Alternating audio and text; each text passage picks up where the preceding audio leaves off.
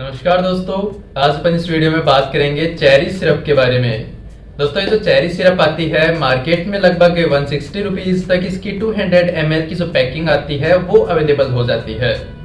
इसमें mainly 3 components available रहते हैं। आयरन होता है, फॉलिक एसिड जिसको विटामिन B9 बोलते हैं, और साइनोकोबाल्मिन, इसको मिथाइल कोबाल्मिन के नाम से भी जाना जाता है, जिसको विटामिन B12 बोला जाता है।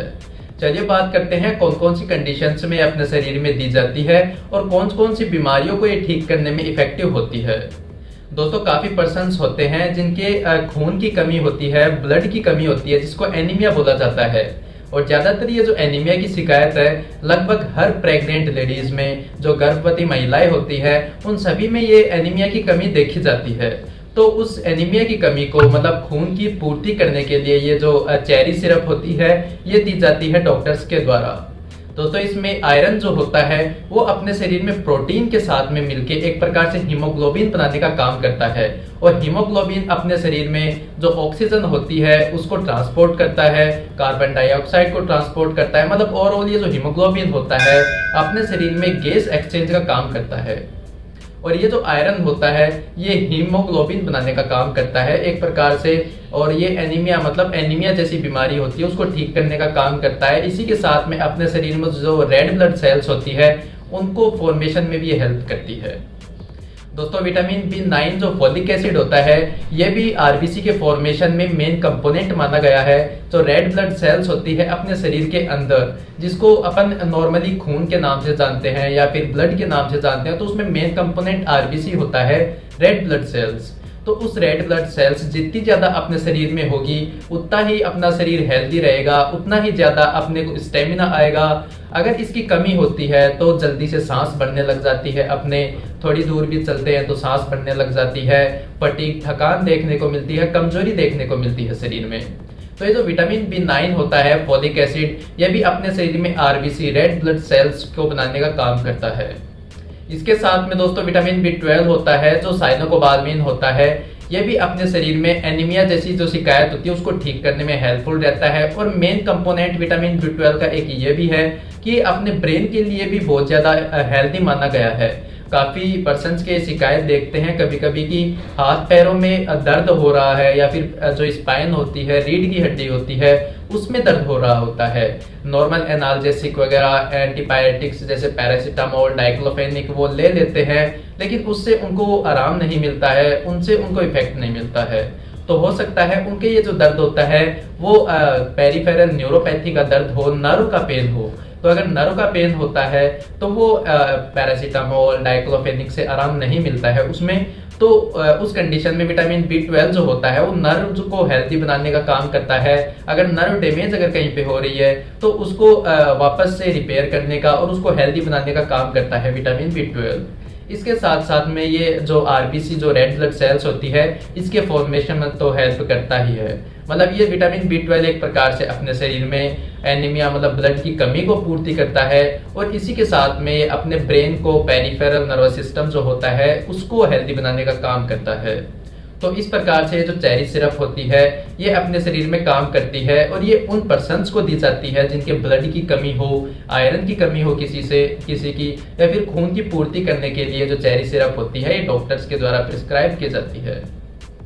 दोस्तों, ये जो चेरी सिरप की अगर अपन इंफॉर्मेशन की बात करें तो साइड इफेक्ट्स या फिर दुष्प्रभाव की अगर अपन बात करें तो इसके दुष्प्रभाव देखे जा सकते हैं अपने शरीर में। अगर इसकी टॉक्सिसिटी ज्यादा हो जाती है, ज्यादा मात्रा में इसको अगर अपन ले लेते हैं, तो उस कंडीशन में इसकी वजह से अपने शरीर में जैसे कॉन्स्टिपेशन, कब्जी देखने को मिल सकती है, डायरिया, दस्त लग सकते हैं, हेडेक, सर में दर्द हो सकता है, नोजिया, जी मचला सकता है, वॉमिटिंग, उल्टी आ सकती है।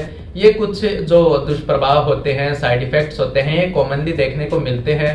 लेकिन जैसे जैसे ड्रग की टॉक्सिसिटी अपने शरीर में कम होती है वैसे वैसे ये जो साइड इफेक्ट्स या फिर दुष्प्रभाव होते हैं वो अपने आप रिजोल्व, अपने आप ठीक होने लग जाते हैं।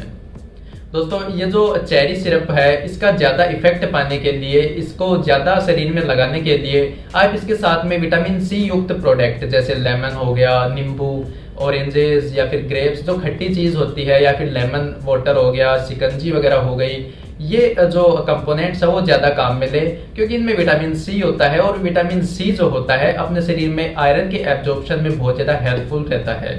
तो इसीलिए एक प्रकार से ये हमेशा विटामिन सी आयरन जो प्रोडक्ट्स होते हैं उनके साथ में लेने चाहिए, इससे इनका इफेक्टिवनेस इंक्रीज हो जाता है। दोस्तों अपन बात करते हैं, कुछ पेशेंट्स होते हैं जिनके काफ़ी लंबे समय से लीवर फेलियर की शिकायत होती है, किडनी फेलियर की शिकायत होती है, तो उनको ये दवा बहुत ज़्यादा प्रिकॉशंस के साथ में और बहुत ज़्यादा सावधानियों के साथ में लेनी चाहिए।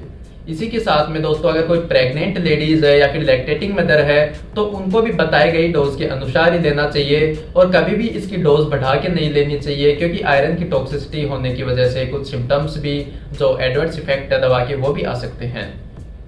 दोस्तों कुछ पर्सन्स में अगर ये शिकायत देखी जाती है कि वो चेरी सिरप को काम में लेते हैं और लेते ही उनका पूरा शरीर अगर लाल पड़ने लग जाता है, अगर पूरे शरीर में इचिंग खुजली चलने लग जाती है, अगर सांस लेने में दिक्कत आती है, आंख से नाक से पानी बहने लग जाता है, तो हो सकता है उनके चेरी सिरप से एलर्जिक रिएक्शंस हो रही हो, जिसकी वजह से एनाफाइलेटिक रिएक्शंस हो रही हो। अगर ये कंडीशंस आप में डेवलप हो रही है चेरी सिरप लेने के बाद में, तो आप इस दवा को तुरंत वहीं पे होल्ड कर दें, आगे कंटिन्यू ना रखें और तुरंत अपने जो कंसल्टेंट डॉक्टर है उनसे जाके कंसल्ट जरूर करें।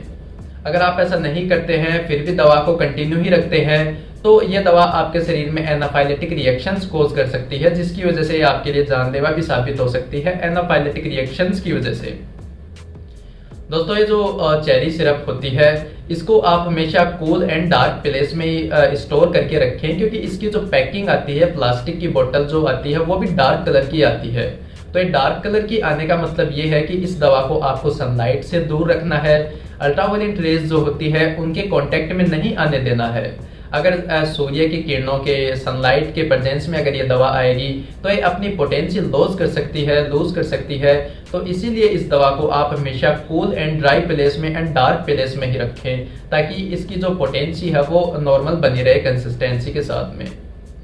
दोस्तों ये जो चेरी सिरप होती है इसको आप हमेशा बच्चों से दूर ही रखें, क्योंकि बच्चों को पता नहीं होता है और वो इसकी पॉइजन समझ के या फिर जूस वगैरह समझ के इसको पी सकते हैं, जिसकी वजह से उनमें टॉक्सिसिटी या फिर कुछ से एडवर्स इफेक्ट देखने को मिल सकते हैं।